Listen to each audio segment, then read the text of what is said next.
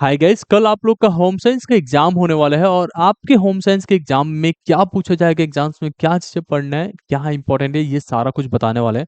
और जो भी स्टडी मटेरियल्स यहाँ पे बताने वाला है, ये सारा का सारा फ्रीली अवेलेबल है टेलीग्राम चैनल पे। वो लिंक डिस्क्रिप्शन में दे रखा है, वहां से आप जाके चेकआउट कर सकते हो। मेक श्योर कि आपने पहली बार हो तो चैनल को सब्सक्राइब करके रखना, क्योंकि बाकी सब्जेक्ट्स के लिए भी सारा नोट्स आने वाला है और ये आप लोग के लिए बहुत जरूरी है। ठीक है, कुछ भी मिस ना हो जाए।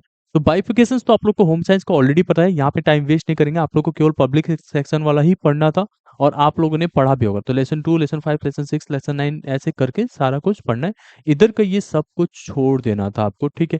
और यहाँ पे सब कुछ ऑलरेडी हम लोगों ने मेंशन करा दिया था, ये सब भी करना है, ठीक है। ऑप्शनल मॉड्यूल में भी आएगा, तो ऑप्शनल मॉड्यूल में भी आपको बस इतना सा पार्ट ही करना था।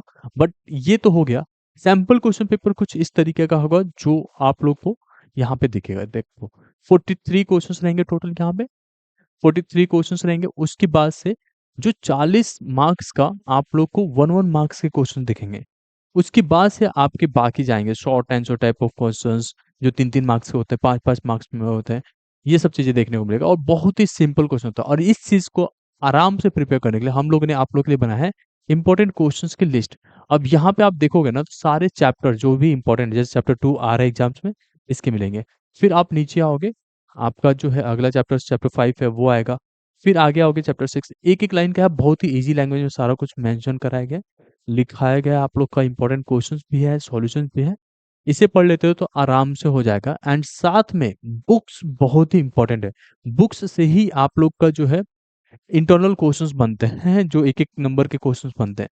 तो ये अगर पढ़ लेते हो तो आपको कोई भी इसमें ज्यादा मार्क्स लाने से कोई नहीं रोक सकता। लाइक आपका टोटल पेपर हो रहा है 80 नंबर का, आप आराम से 75 गैदर करोगे अगर आपने ये वाला और ये वाला पीडीएफ कंप्लीट कर लेते हो तो। ठीक है, बाकी तो आप लोग के ऊपर है, जोड़ जोड़ के थोड़ा लंबा आंसर लिखना होता है, जहाँ पे ज्यादा वर्ड्स की जरूरत पड़ रही है। ठीक है, अब देखो यहाँ पे जैसे एक एक नंबर के क्वेश्चंस बनेंगे। यहाँ पे 5 पर्सनल क्वांटिटीज आपने लिया, वो अलग केस है। यहाँ पे आप देखोगे तो fill in the blanks type का भी क्वेश्चंस बनेगा, जैसे ये रहा। ठीक है, तो be loyal to your organisation, इसमें इस तरीके की चीजें होते हैं। और इस तरीके से ये सब चीजें एक बार पढ़ लेते हो ना, तो आपको आइडिया लग जाएगा कि कहाँ पे क्या आंसर्स में लिखना है। अब एक बार जब हम लोग गो थ्रू कर लेते हैं ना, एक दिन पहले, तो हमारे दिमाग में रहेगा corrupt, code of ethics, values, ये सब चीजें हम लोग को चलना चाहिए। जैसे चैप्टर 5 में आ गए, 5th में आपके list the 5 food groups, 5 food groups बताना है, उसको यहाँ पे आपने अलग अलग तरह के देख के बता दिया। थोड़ा लिख के प्रैक्टिस कर लोगे कैसे कैसे आंसर्स देना है। तो ये सब चीजें हमने ऑलरेडी प्रोवाइड कर रखा है, ये सब कुछ टेलीग्राम पे हमने फ्रीली प्रोवाइड कर रखा है, वहां से जाके चेक कर लो। एक बार आप लोग का डिजाइन देख लेते हैं, क्वेश्चन पेपर कैसा बनेगा, ये जानना बहुत जरूरी है। और क्या क्या कौन सा चैप्टर ज्यादा पढ़ने की जरूरत पड़े, ये चीज समझ गए आप लोग को। मैंने अभी बताया कि आप लोग का जो एग्जाम्स में पेपर बन रहे हैं, वो 40 नंबर का तो 1 1 मार्क्स वाला ही रहेगा। ठीक है, ये अच्छे से प्रिपेयर करने। उसके बाद से आता है 2 3 और 5 नंबर वाले क्वेश्चन, वो 40 के बनेंगे, तो इतना ज्यादा परेशान होने की तो बात है ही नहीं इसमें। अब यहाँ पे देखो डिफिकल्टीज लेवल कहाँ कहाँ है। डिफिकल्ट केवल 16 है, बाकी एवरेज 40 और इजी 24 है। टोटल आपका 180 मार्क्स का पेपर होगा और 20 मार्क्स के प्रैक्टिकल है ही। कौन से यूनिट्स एग्जाम्स आ रहे हैं, जैसे the art and science of managing a home, ये 4 नंबर में पूछा जा रहा है। इसी तरीके से फूड एंड न्यूट्रिशन 16 नंबर का। तो ये वाले ज्यादा इंपॉर्टेंट है, ऑब्वियसली उसमें कम ही चैप्टर्स इंक्लूडेड है, तो वो भी इंपॉर्टेंट है।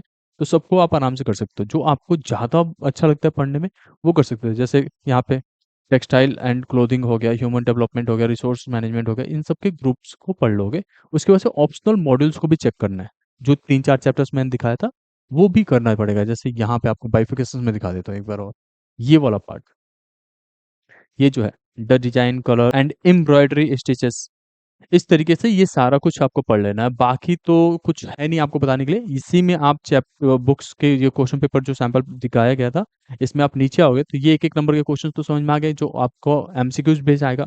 एमसीक्यूज बेस्ड के आंसर कैसे लिखने हैं वो भी देख लो एक बार, इनके मार्किंग स्कीम्स में लिखा हुआ है। बाकी ये एक एक नंबर के क्वेश्चन आएंगे, जैसे कि give 1 word for the following statements, एक वर्ड देना है, तो ये 2 नंबर का क्वेश्चन है।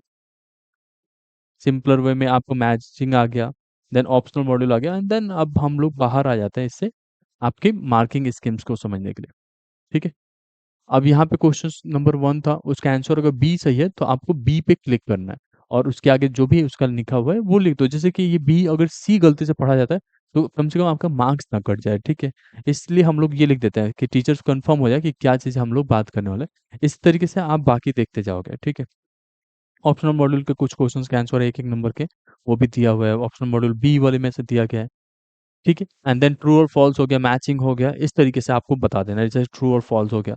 तो आराम से आपका पेपर अटेम्प्ट हो सकता है। कुछ नहीं समझ में आ रहा है तो आप हमें कमेंट सेक्शन में बता सकते हो। कौन-सा इम्पोर्टेंट है आपके लिए, क्या ज़रूरी है, वो भी आप हमें कमेंट सेक्शन में बता दो, वो हम लोग आपके लिए पहले कराएँगे। उम्मीद है आपको ये वीडियो पसंद आया होगा। Thank you so much.